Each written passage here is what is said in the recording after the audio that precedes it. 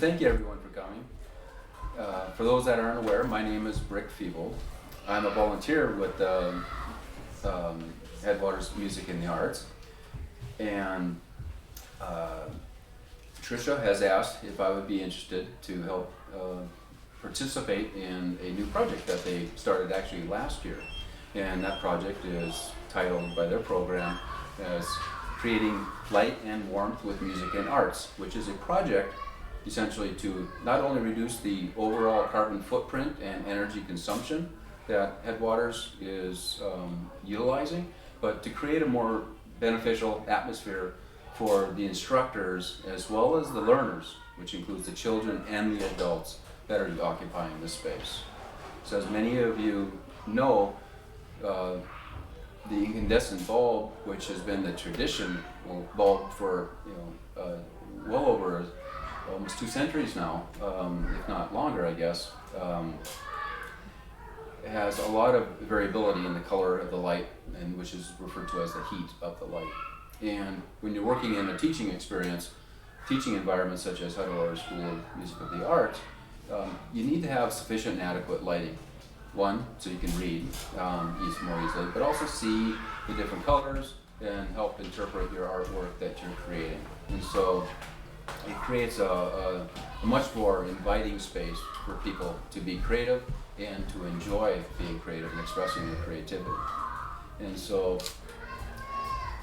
Headwaters Music in the Arts was motivated by the Clean Energy Resources Team seed grant opportunity to take advantage of some public funding that can utilize investments to be able to help small communities in particular, in this case, find resources to be able to retrofit some of their indoor spaces and some other types of projects that can be done. It's not only interior lighting that is part of the program, but with that seed grant funding, that allowed the Headwaters School of Music and the Arts to be able to think a little bit more holistically in how they manage and utilize the lighting within the space.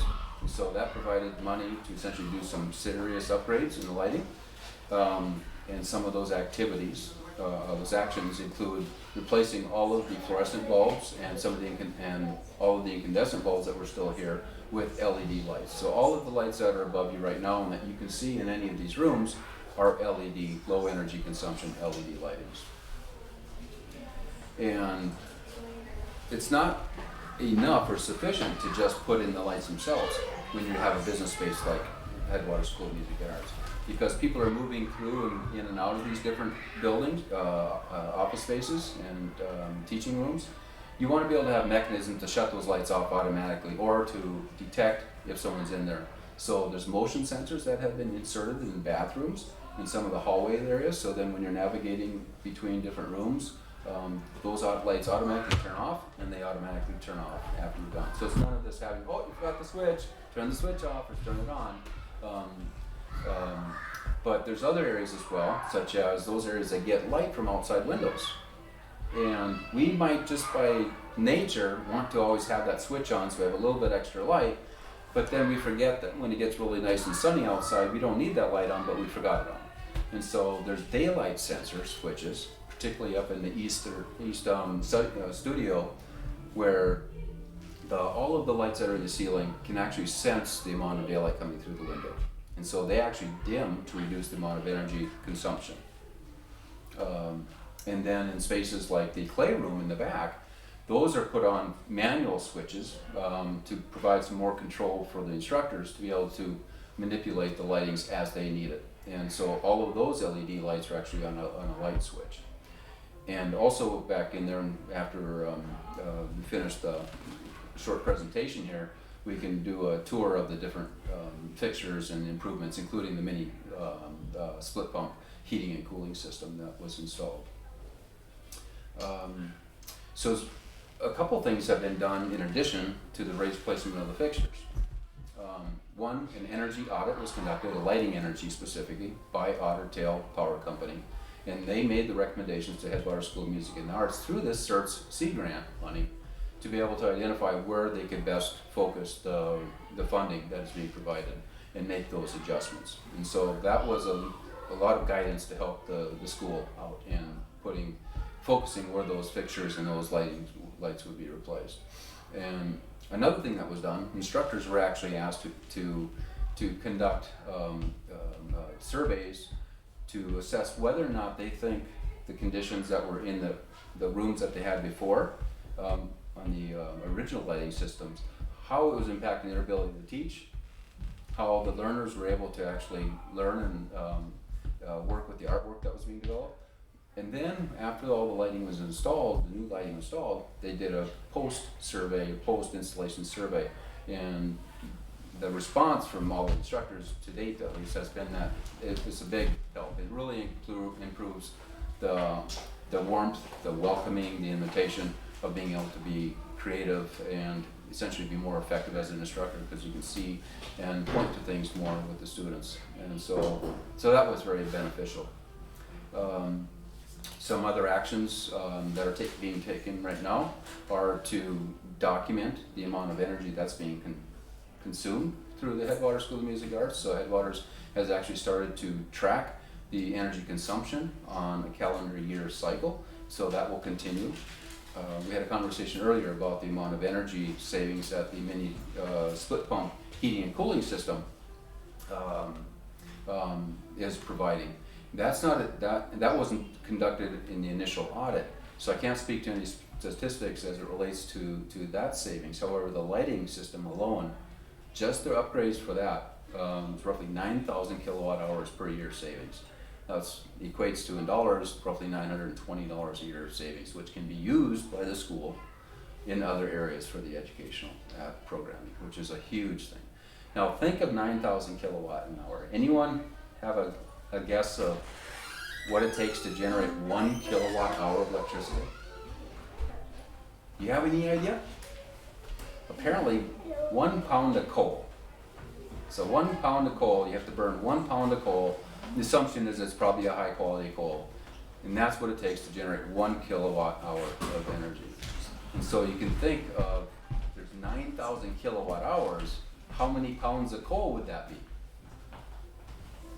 Any guesses? 9,000 pounds? Right. So 9,000 pounds of coal. So think of how much that might be in space. It turns out, when you do the math, it's roughly a full dump truck load of coal. So you can imagine if there's a dump truck coming to the Headwaters School of Music and Arts once a year and dropping that coal into some bin in the basement, which used to happen, and that would be the amount of coal that Headwaters is now saving from burning and creating carbon dioxide in the atmosphere. And so by making these substantial improvements into the efficiency of the lighting system, Headwaters Music and Arts is actually decreasing their carbon footprint on an annual basis pretty substantially. And if we were to add in the mini split pump heater, it's even a greater savings and a greater reduction of the dependence on coal. Now, the lighting for these LEDs, of course, is still supported by the use of coal, because Otter Tail, including Beltrami Electric and other cooperatives that provide energy to these rural communities, still have a dependence on coal because of our infrastructure established throughout these rural areas. However, as renewable energies become part of the larger portfolio, so to speak, of these electric companies, the energy that's coming to service these LED lights and the mini split pump heater will also be partial solar energy or wind energy to offset the carbon emissions that result from the combustion of coal. But so hopefully we can get to that sooner in timeline. As you know, there's a 2030 and a 2050 timeline. We're really hoping to be able to reduce our dependence on fossil fuels.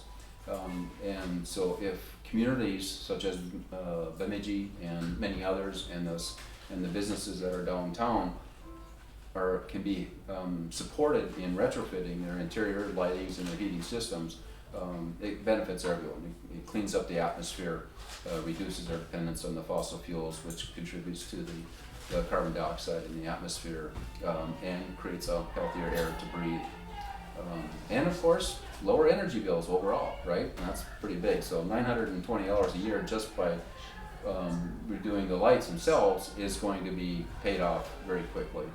And of course the CERTs, the Clean Energy Resources team, in providing the CERT grants was a huge contribution to make this effort a reality.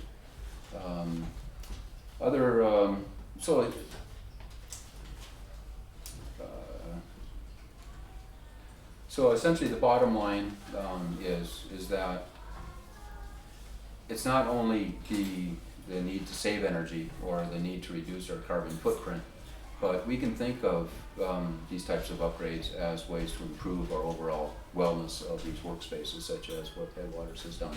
And I don't have a business, I do have a home, like everyone has a home.